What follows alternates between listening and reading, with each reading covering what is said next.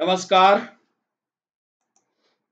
मैं डॉक्टर रमानिवास शर्मा रमन अपने YouTube channel पर साइंस और टेक्नोलॉजी का फुल लेंथ टेस्ट लेकर के टिश्यू पर आज आपके सामने। बच्चों, पिछले कई दिनों से हम लोग टिश्यू पढ़ रहे थे और करीब करीब टिश्यू पर हमने 11 थ्योरेटिकल सेशन किए। हर टिश्यू के बारे में पढ़ा और हर टिश्यू को पढ़ाने के बाद, आपको याद करने के बाद, अब बारी है ऐसे सवालों की जो आपके आने वाली परीक्षा, जो कॉम्पिटिटिव एग्जाम है, चाहे वो नीट हो, स्टेट पीएससी हो, यूपीएससी हो, एनएसटी हो, कोई भी परीक्षा हो, उसमें सवाल कैसे पूछे जाएंगे, अब बारी उसकी। आपने कितना पढ़ा पिछले 11 वीडियो में, ये भी अब देखने की बारी। आज पहला पार्ट है, इसी तरह के कई पार्ट एमसीक्यू के भी होंगे। आज हमने उन सवालों को शामिल किया जो मुख्य रूप से उतक पर आधारभूत सवाल है। इन बेसिक सवालों को आपके सामने रखेंगे, एक एक सवाल आपके सामने आएगा, उसका जवाब आपको कमेंट सेक्शन में करना है और जब आप कमेंट सेक्शन में उसका जवाब कर लोगे तब हम उसका दूसरा सवाल आपको देंगे। सवाल हिंदी और अंग्रेजी दोनों में है। हम सवाल को हिंदी में भी और अंग्रेजी में भी पढ़ेंगे, तब तक आप कमेंट सेक्शन में उसका जवाब कीजिएगा और फिर उसका जस्ट सवाल के बाद ही उत्तर हम आपको बताएंगे। क्यों उत्तर यही होगा, इसका एक कंप्लीट डिस्कशन, थ्योरेटिकल डिस्कशन भी आपके साथ साझा करेंगे। बच्चों, चैनल को सब्सक्राइब करना, चैनल को लाइक करना और चैनल को शेयर करना, यह आपकी जिम्मेदारी है। और दूसरी प्रमुख बात, जो बच्चे हमारे साथ 11th 12th वाले जुड़ते हैं, जो नोट्स बनाते हैं या जो उनकी परीक्षा में आता है, अथवा जो बच्चे जो यूपीएससी या पीएससी की आंसर राइटिंग करने जा रहे हैं, उनके लिए भी हमने इस सेशन को जोड़ा है। और 2-3 सवाल हमने जो टिश्यू पर विगत 10 वर्षों में पूछे गए हैं, उन सवालों को भी लिखा है। शब्दों की सीमा नहीं तय की है, पर लिखने का तरीका कैसे आपको लिखना है, ये सवाल भी आज के सेशन में हम शामिल करेंगे। तो बच्चों, सेशन की शुरुआत और पहला सवाल आपके स्क्रीन पर ये रहा। The cells of cork and dead, पहले सवाल की बात कर रहे हैं बच्चों। The cells of cork are dead and have a chemical in their balls that makes them impervious to gases and water. The chemical is that is lignin, that is suberin, that is cutin, that is wax. Cork की कोशिकाएं, जो ढक्कन लगता है, पुरानी शीशी जो वो होम्योपैथी वाली देते हैं, उसके ऊपर एक ढक्कन लगता है, वो ढक्कन कार्क का होता है और कार्क की कोशिकाएं मृत होती हैं। सवाल को समझिएगा कि कार्क की कोशिकाएं मृत होती हैं और उनकी दीवालों में एक रसायन बनता है जिससे ना तो गैस बह सकती ना पानी बह सकता, अर्थात गैस जो बाहर है वो बाहर ही रहेगी, पानी जो बाहर है वो बाहर रहेगा, अंदर नहीं आ सकता। इस प्रक्रिया को रोकने के लिए कौन सा रसायन इस्तेमाल?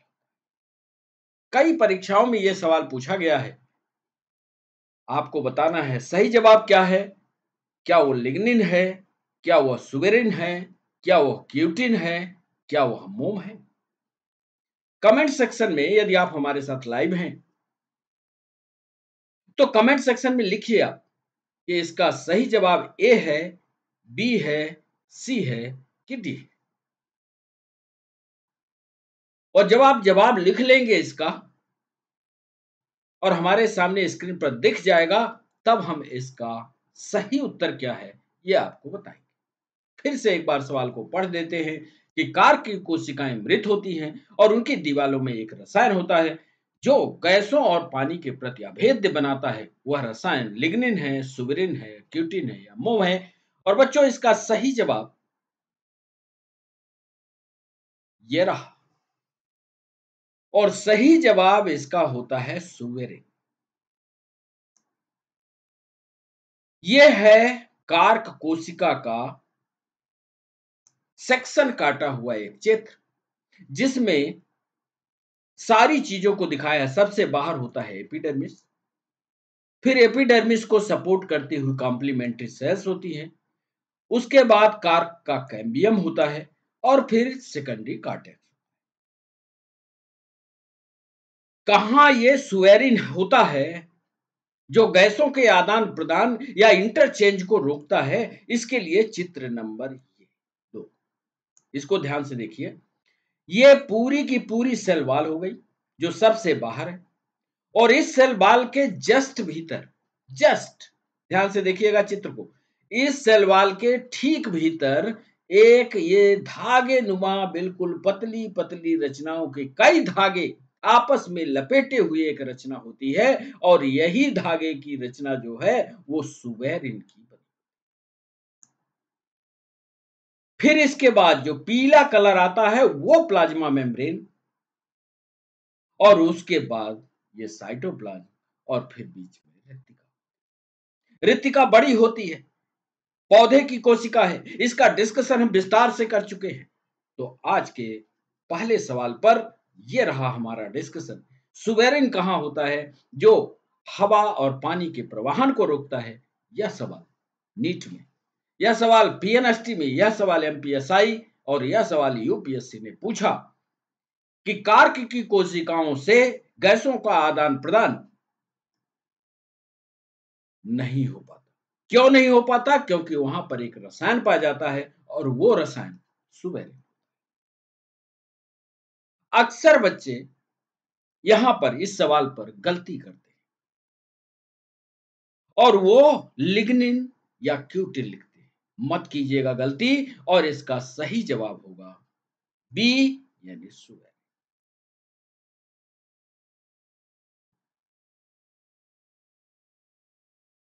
इसको मोटा किए देते, सुबेरिन करेक्ट आंसर। समझ गए आप? डिस्कशन में कोई कमी ना रह जाए, इसलिए अब तो यदि एक बार आपने सवाल का अध्ययन कर लिया है तो यह सवाल फिर आपको कभी नहीं भूलेगा, चित्र भी याद रहेगा, दिमाग में आपके बात भी रहेगी। सुबेरिन होता कहां है?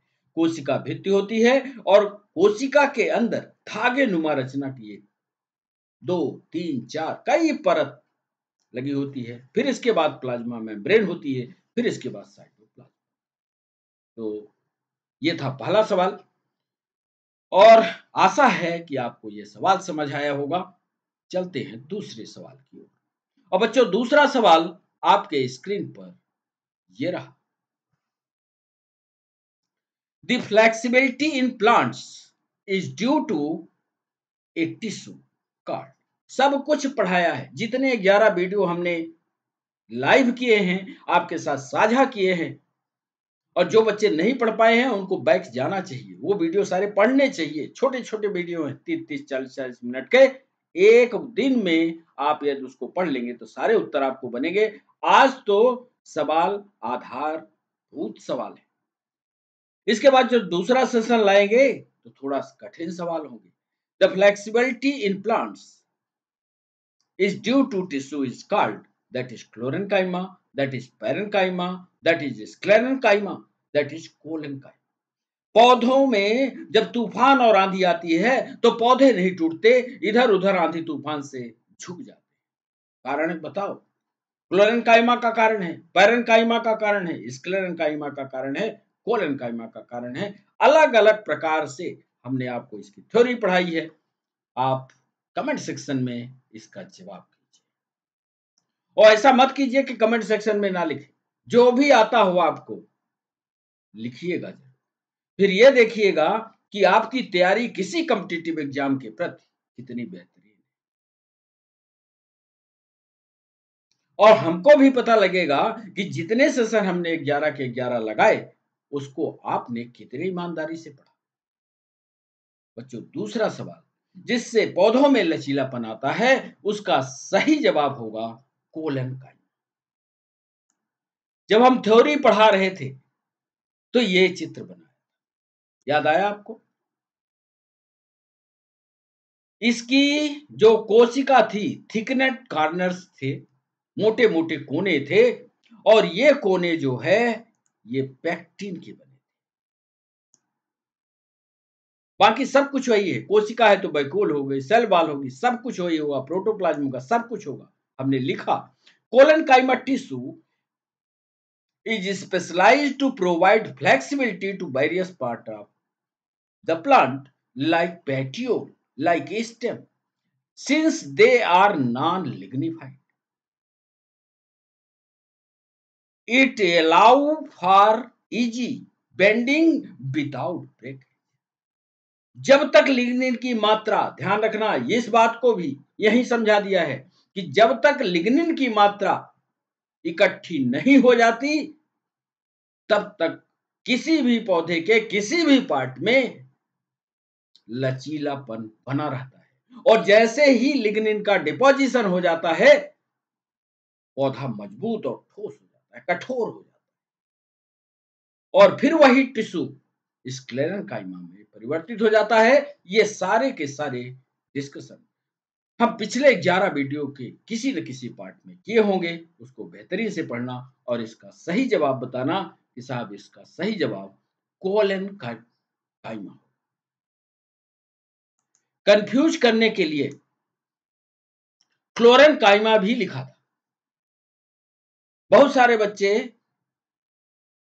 इस पर भी टिक कर गए होंगे, साहब ए होगा, कोलन काइमा होता है, इसकी स्पेलिंग चेक करना, कोलन काइमा।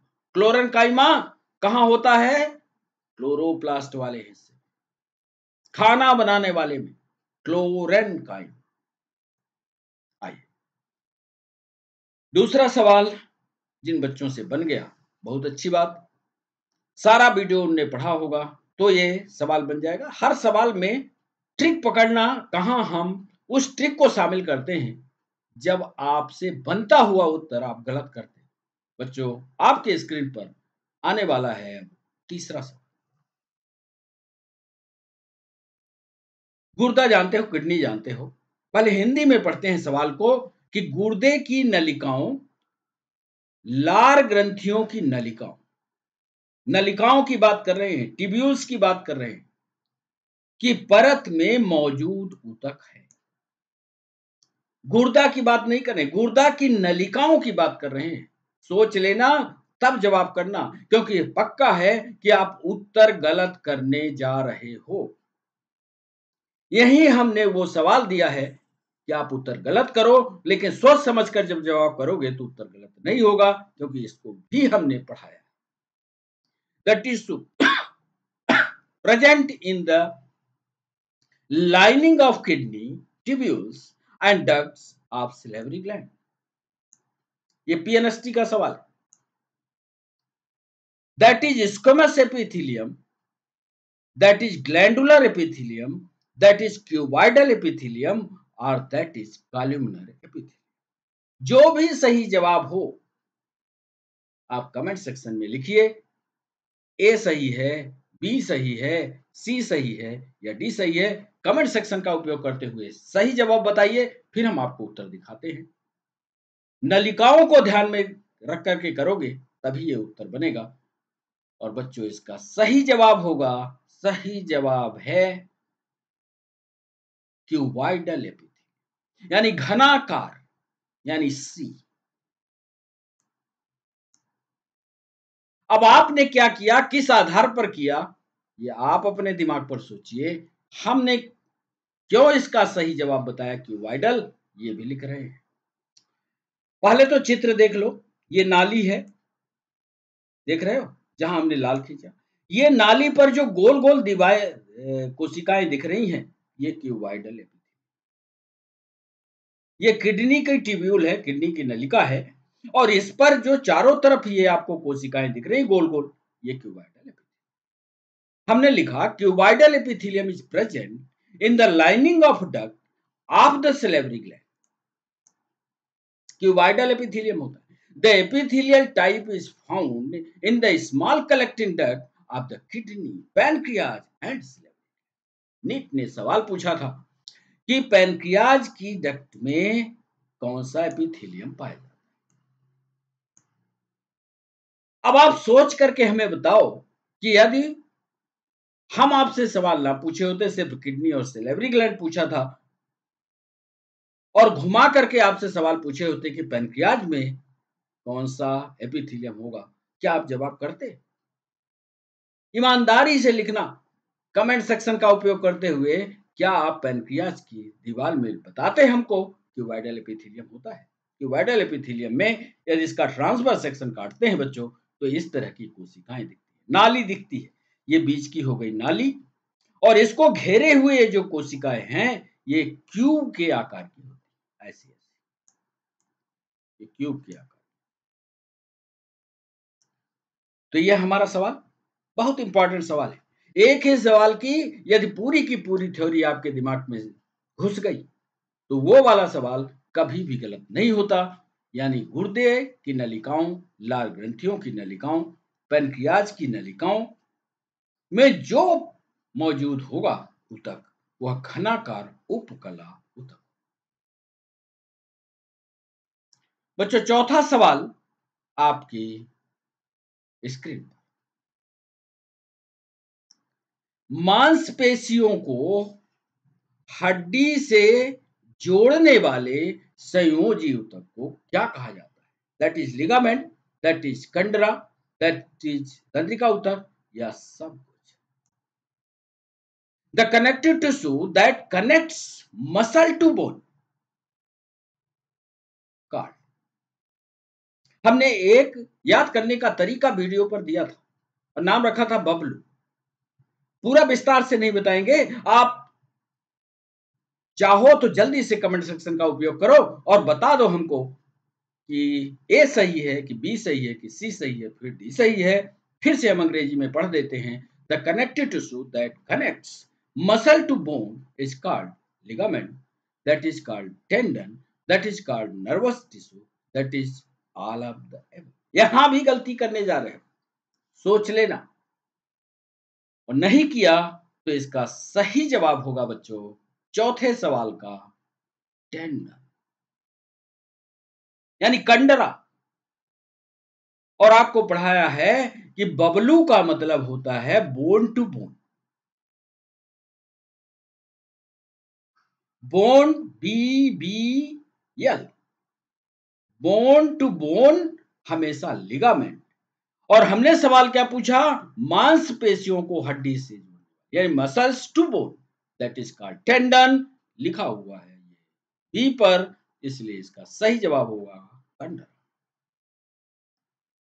कैसे ये जुड़ता है इसका चित्र भी हमने दे दिया।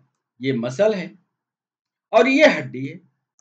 यहां का जो बोनी अटैचमेंट है जो जुड़ रहा है, यही कहलाता है।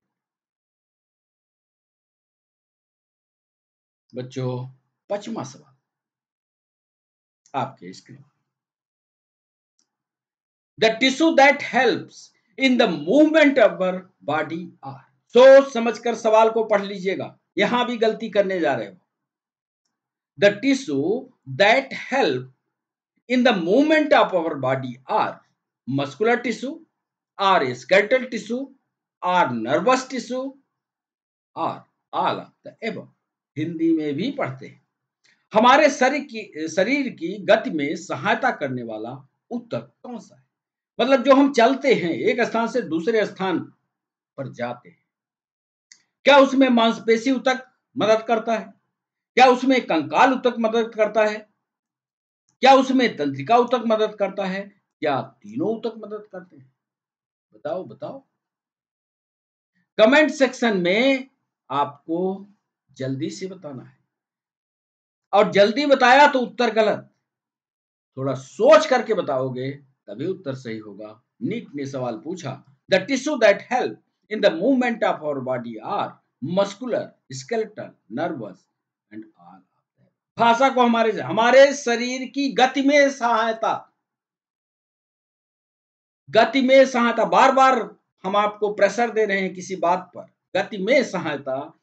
तो बच्चों इसका सही जवाब होगा, बताएं, इसका सही जवाब होगा मस्कुलर टिश्यू, यानी ए इसका सही जवाब है, यानी मांसपेशी। ज्यादातर बच्चे कंकाल भी लिख डाले, पर सही जवाब गति में जो सहायता करता है वो मस्कुलर होता है। मस्कुलर जो होता है वो विसरल, स्केलेटल और कार्डियक मसल, ये सारे मसल्स पढ़ाया है, इनकी विशेषताएं पढ़ाई है। Tissue responsible for the movement in our body in muscular. बिना मस्कुलर टिश्यू के सारी चीज है, हड्डी भी है, कंकाल भी है, सब कुछ है, लेकिन उसमें यदि गति लानी होगी तो उसके लिए एक तंत्र जिम्मेदार होगा, और वो तंत्र मस्कुलर टिश्यू कहलाएगा। This is comprised a thin cylindrical muscular fibre. These fiber contract to move the part of body and length or comes to its original when part. अब यहीं पर हमारे दिमाग पर चल रहा था कि एक सवाल और पूछ ले कि ये जो मूवमेंट हुआ हमारे हाथ का, इधर से इधर हमने हाथ किया, यहां पर वॉलेंट्री मसल काम कर रही थी कि इनवॉलेंट्री? इसका भी जवाब आप दोगे। हम पूछेंगे स्ट्राइप्ड मसल काम कर रही थी कि अनस्ट्राइप्ड? इसका जवाब, यदि जवाब आता है तो कमेंट सेक्शन में लिखकर बताओ। बच्चों अगला सवाल आपके स्क्रीन पर ये रहा। छलनी नलिकाएं, अंग्रेजी में इसको सीव ट्यूब कहते हैं, एवं सहचर कोशिकाएं, अंग्रेजी में इसको कंपेनियन सेल कहते हैं। ये चित्र बना करके जब हम टिश्यू पढ़ा रहे थे तब आपको समझा। छलनी नलिकाएं एवं कंपेनियन सेल्स किसमें पाई जाती हैं? मध्य प्रदेश पीएससी का सवाल। छलनी नलिकाएं एवं सहचर कोशिकाएं उपस्थित होती हैं किसमें? क्या वो जाइलम में है, क्या वो फ्लोएम में है, क्या कार्क में है, क्या कैम्बियम में है? Sieve tubes and companion cells are present in xylem, phloem, cork और कैम्बियम। सही जवाब कमेंट सेक्शन में कीजिए और बताइए कि इसका सही जवाब क्या है। जल्दी किया करिए, कमेंट सेक्शन में बताने में विलंब मत कीजिए, और सभी लोग बताइए। ऐसा नहीं कि साहब हम तो सुन रहे थे, सुन नहीं रहे थे, बन ही नहीं रहा था, स्वीकारो। और सही जवाब क्या होगा? इसका सही जवाब होगा बच्चों फ्लोएम। फ्लोएम में ही ये रचनाएं पाई जाती है। देखो, sieve plate, sieve tube, companion cell, जिससे नाली का निर्माण होता है, और वो नाली दोनों तरफ प्रवाहन करती है। जाइलम में ऐसी कोई नहीं है, वो सिर्फ एक नाली होती है, एक दिशीय प्रवाह दिखाती है। इसलिए इस सवाल का सही जवाब फ्लोएम होगा। फिर से एक बार सवाल देख लो, सही जवाब होगा phloem. Sieve tubes and companion cells are present. बच्चों 7वां सवाल आपके स्क्रीन पर ये रहा। तने का आकार, सवाल को समझो, स्टेम है, तने का आकार चौड़ाई में, मतलब विड्थ में बढ़ता है, शिखर विभाज्यों तक, इंटरकैलरी मेरिस्टेमेटिक, प्राइमरी मेरिस्टेमेटिक या पार्श्व विभाज्यों तक। The size of the stem increases in the width due to apical meristem, due to intercalary meristematic, due to primary meristematic, due to lateral meristematic. सही जवाब कमेंट सेक्शन में करके हमें बताओ। 7वें सवाल का सही जवाब क्या है? लिखो ABCD और यह भी बताया करो, कोशिश करो बताने की क्यों। आप तो जल्दी से टाइप कर लेते हो ना, जल्दी से टाइप कर लेते हो तो बताओ क्यों, क्यों नहीं हो सकता एपिकल, क्यों नहीं हो सकता इंटरकैलरी। और बच्चों इसका सही जवाब होगा लेटरल मेरिस्टेमेटिक यानी पार्श्व विभाज्य। डी इसका सही जवाब होगा लेटरल मेरिस्टेमेटिक। और लेटरल क्यों? क्योंकि ये वाला चित्र यदि आपको याद आता होगा, चने के खेत वाला याद आता होगा, तो सबसे ऊपर एपिकल होता है, जहां से शाखाएं निकलती हैं वहां पर इंटरकैलरी होता है, और लेटरल जो है साइड में होता है। क्योंकि पेड़ जो है मोटाई में बढ़ रहा है तो पार्श्व ही तो मोटाएगा। हमने लिखा कि lateral meristematic include the meristematic tissues that occupy the lateral region of stem and roots. They bring about increase in the width of the plant. Lateral tissue जो होता है, लेटरल उतक जो होता है, ये मेरिस्टेमेटिक का एक पार्ट है। और आपको याद आता हो तो मेरिस्टेमेटिक या वर्धी उतक का क्लासिफिकेशन हमने 3 भागों में किया था, इधर लिखा भी है, एपिकल, इंटरकैलरी और लेटरल। एपिकल को हमने बिल्कुल ऊपर किया था, इंटरकैलरी को जहां हम शाखा निकाल रहे थे, और लेटरल को पौधे के दोनों साइड में। तो जब भी मोटाई बढ़ेगी पौधे का लेटरल वाला हिस्सा वृद्धि करेगा और मोटाई बढ़ेगी। तो ये हमारा था 7वां सवाल और सही जवाब था लेटरल मेरिस्टेमेटिक टिश्यू यानी डी इसका सही जवाब। जब भी टीएस इसका काटोगे तो ये वाला टीएस काट करके देखना, ये मोटा हो जाएगा और पौधा मोटापे की ओर। बच्चों अगला सवाल आपके स्क्रीन पर ये रहा, अच्छे से देखो और जब तक हम पढ़ते हैं तब तक आपको उत्तर तो कर ही देना चाहिए। इस सवाल पर हमने पूछा कि cartilage and bone are types of. Cartilage पूरा ग्राफ बनाया है, आपको दिखाया भी है। Cartilage and bones are types of muscular tissue, types of connective tissue, type of meristematic tissue या टाइप्स ऑफ एनिमल टिश्यू। उपास्थि और हड्डी किसके प्रकार होते हैं या किस प्रकार के ऊतक होते हैं? मांसपेशी ऊतक है, संयोजी ऊतक है, विभाज्योतक ऊतक है या उपकला ऊतक। सही जवाब कमेंट सेक्शन में कीजिए और कमेंट सेक्शन में बताते समय थोड़ा दाएं बाएं भी बता दिया करो, तब ना हम मानेंगे कि जितनी हमने मेहनत 11 सेशन को करने में की आपने भी उतना पढ़ा। क्योंकि जब इसका पार्ट 2 लेकर के आएंगे तो वो 11 वीडियो का पूरा लेखा जोखा होगा। बच्चों उपास्थि और हड्डी किसके प्रकार है? मांसपेशी के, संयोजी के, विभाज्योतक के, उपकला के, और इसका सही जवाब होगा बी। बी यानी संयोजी ऊतक यानी connective tissue.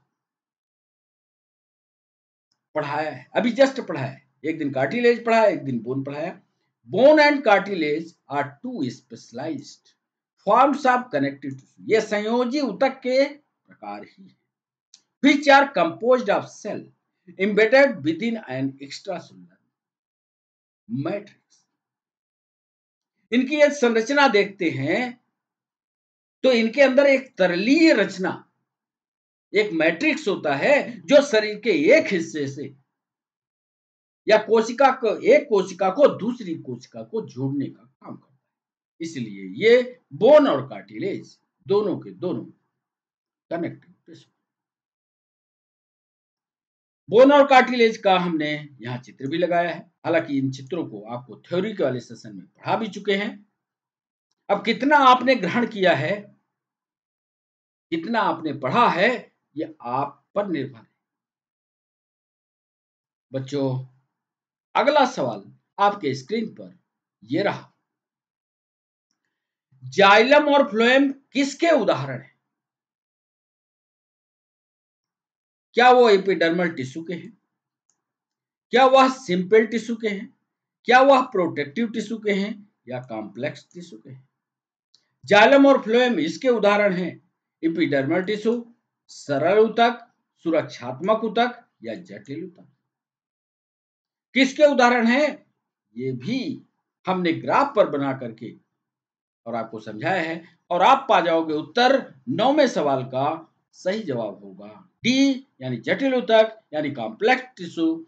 Xylem and phloem are example of vascular tissue. संवहनीय ऊतक है, और संवहनीय है तो इनका काम ही होता है कि पानी को ले जाना, मिनरल्स को ले जाना। कौन ले जाएगा? जाइलम ले जाएगा, और जब पत्तियों में खाना बन जाएगा तो वहां से खाने को पौधों के विभिन्न भागों तक पहुंचाने की जिम्मेदारी जो होगी वो फ्लोएम की होगी। लेकिन ये कॉम्प्लेक्स क्यों है, इसके लिए ये लास्ट वाली लाइन लिखी, vascular tissue are complex permanent tissue. क्यों? Because they are made up of more than one cell. जब एक प्रकार की कोशिका के अलावा और कई प्रकार की कोशिकाओं से किसी ऊतक का निर्माण होता है तो उसको जटिल ऊतक के नाम से जानते हैं। संरचना को कई बार पढ़ा है, ये देख लो। ये जाइलम दिख रहा है, जिसको एक दिशा में प्रवाह दिख जाए तो समझ लो वो जाइलम है, और फ्लोएम जिसमें तीर के निशान दोनों साइड में दिख जाएं वो फ्लोएम है।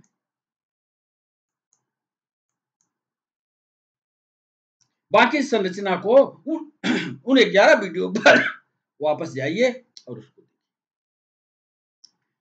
बच्चों, ऑब्जेक्टिव सेशन का अंतिम सवाल आपको दिखाएं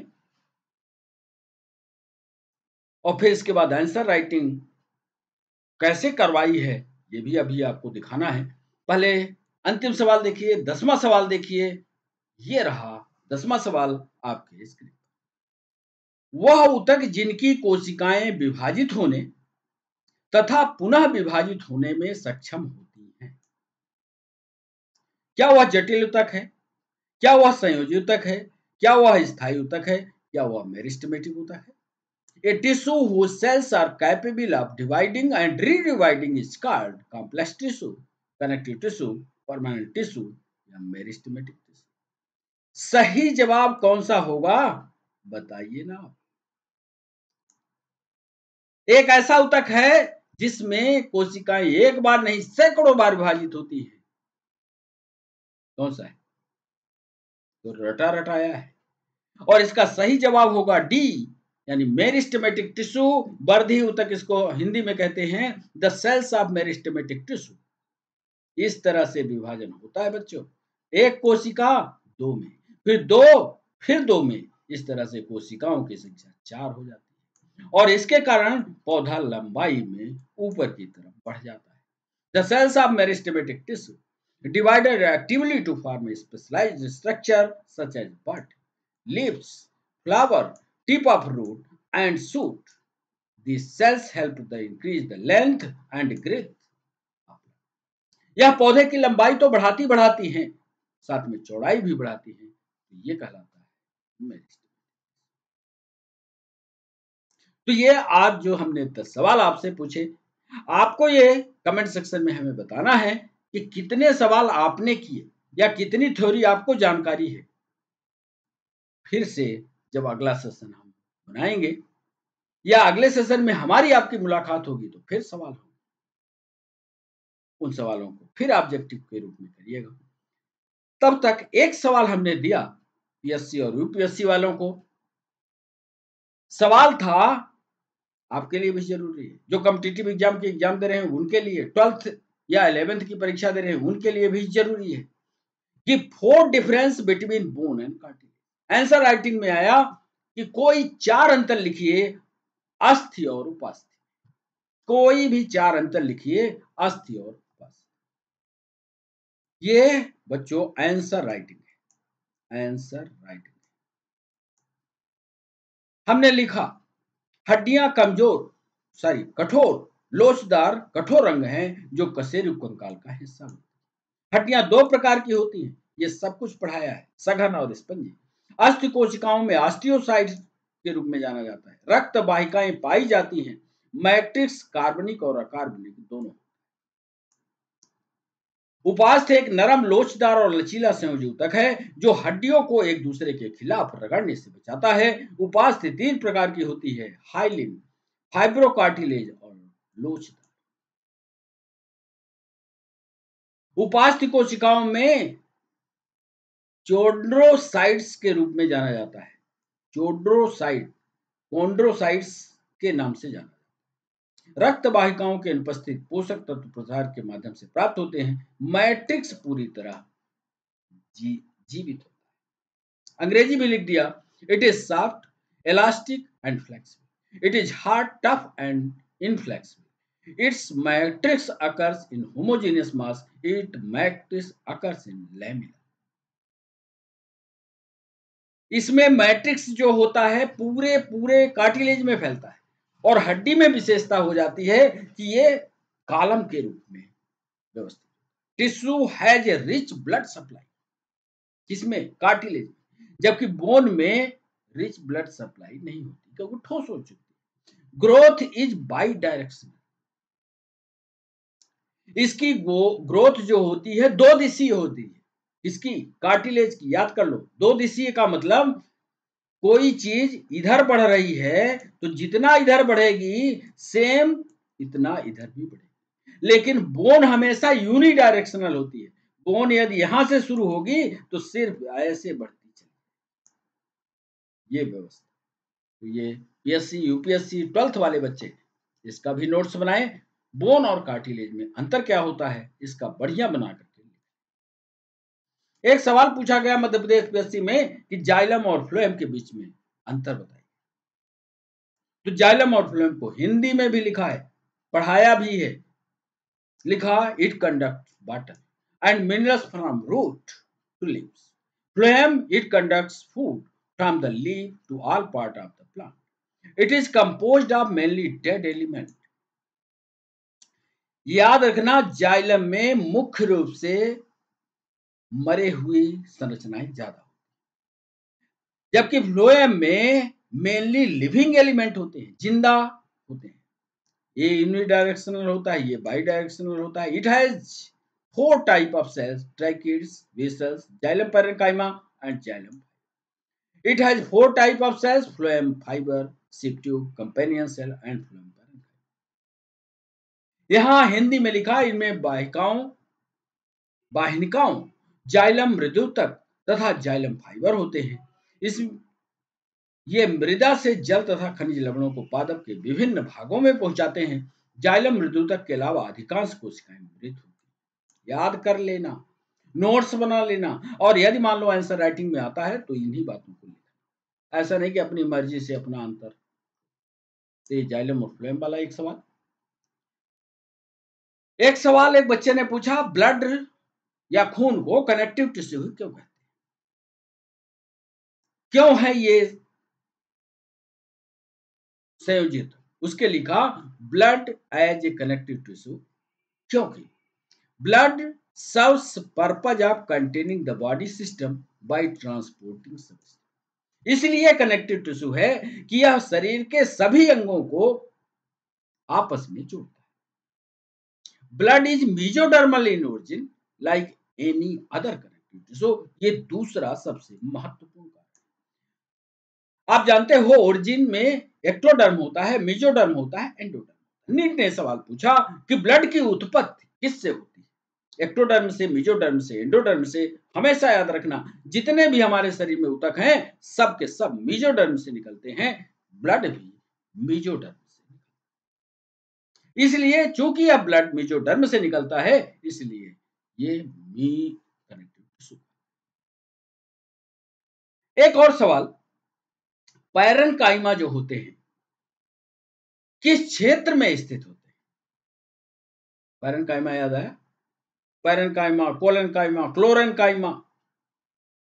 पत्ती वाला ऊतक, पैरेन्काइमा ऊतक पत्तियों पर पाए। ठीक। इस स्थिति में जब पैरेन्काइमा पत्तियों पर पाया जाए, ध्यान से सुनना हमारी बात को, यूपीएससी ने ऐसा सवाल पूछा है, पैरेन्काइमा ऊतक किस क्षेत्र में स्थित होते हैं, तो ये आपको बताना है कि पैरेन्काइमा ऊतक पत्ती वाले क्षेत्र पर पाए जाते हैं और इस स्थिति में ये पैरेन्काइमा क्लोरेन्काइमा कहा जाता है। बस ये महत्वपूर्ण जानकारी यूपीएससी चाहता था कि क्या बच्चा ये जानता है कि जब वही पैरेन्काइमा पत्ती में पहुंच जाता है तो क्लोरेन्काइमा कहलाने लगता है। जलीय पौधे में कैविटीज होती है, जो पानी में पौधे पाए जाते हैं उसमें बड़े बड़े गड्ढे होते हैं, और जब ये गड्ढा हो जाता है तो उसमें एयर भर जाती है। एयर भर जाती है तो उसमें पानी में डूबने के बजाय उत्प्लावन बल लगता है, माने तैरने में मदद। और वही पैरेन्काइमा में जब गड्ढा उत्पन्न हो जाता है तो उसको एरेन्काइमा कहते हैं। ये सब कुछ पढ़ाया है उधर।